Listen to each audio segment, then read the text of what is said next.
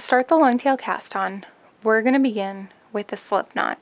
Now to make a slip knot, we're simply going to lay our yarn down in a loop. You want to follow the strand that's laying on top, and that is going to be placed behind our loop.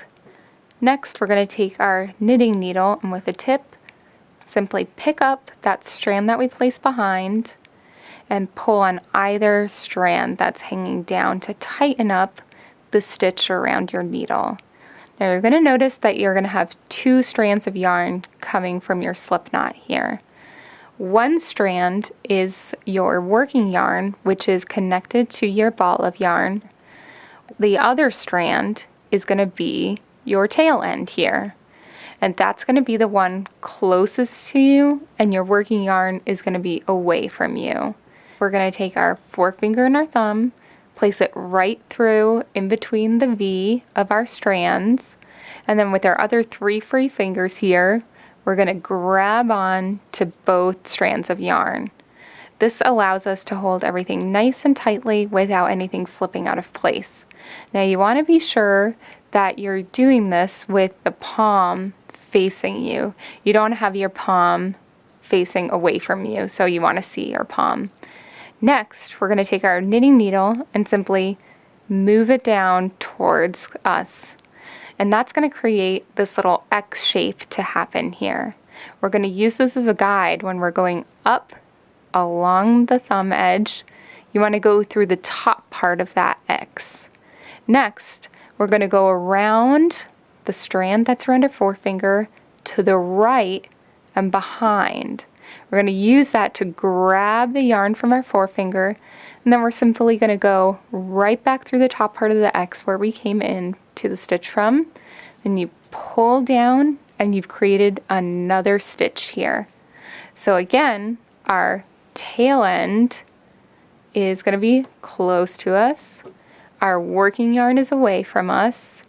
We're going to take our forefinger and thumb through the middle, grab on so you can hold everything nice and tightly. Then you simply move your knitting needle down so you have that X.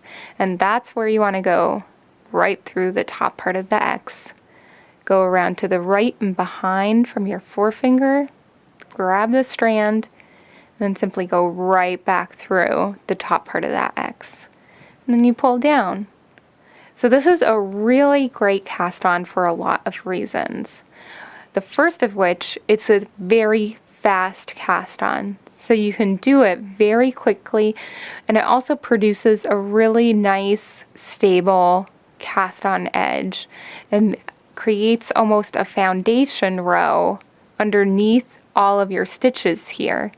So you can see there's all these little interlocking links here that create a foundation row to make it stretchy yet very stable.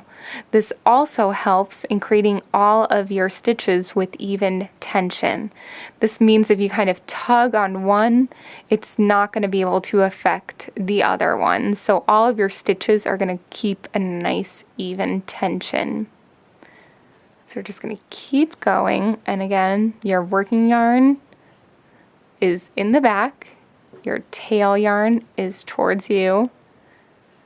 Create your little triangle, pull your needle down, go up through the X, around to the right and the back for your forefinger, and then just go right back through.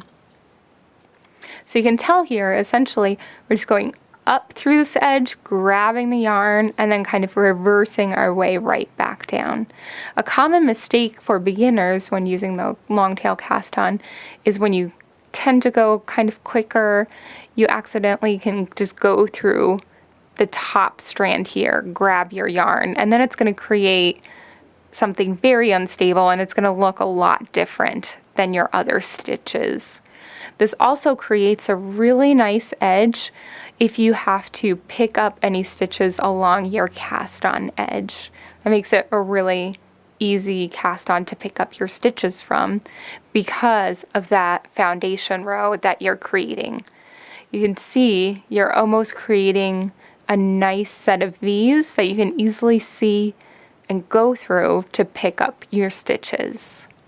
Now, a common problem for the cast on is that your tail, eventually it's going to get shorter and shorter and shorter. And that's because it does use up little bits to create this foundation row. So you might think if you have something longer that you need to cast on for, like the edge of a sweater or a shawl, how are you going to estimate this tail edge to make sure you don't run out? Well, one little trick that you can use is to wrap your yarn around your needle, however many stitches you have in that amount. So I'm going to leave about a 6-inch tail or so, and then I'm just going to wrap it around. So say if you needed 25 stitches, you just literally wrap your yarn around the needle 25 times. So now I've wrapped it around 25 times. I'm actually going to just hold on to this spot right here, and this is where I want to aim to have my slip knot, somewhere around here. And then you just kind of take off all the wraps around your yarn, and then that spot that I was holding on to, that's where I'm going to create my slip knot. So again, this is the strand that's on top. I'm going to bring it behind, use my needle to grab that loop, that strand that we placed behind the loop, and tug on it. That should ensure you that you're going to have enough yarn at least for that amount of stitches. It might give you a little bit more, but it's better to have too much than run out when you only need 10 or 15 more stitches. And that is how you do the long tail cast on.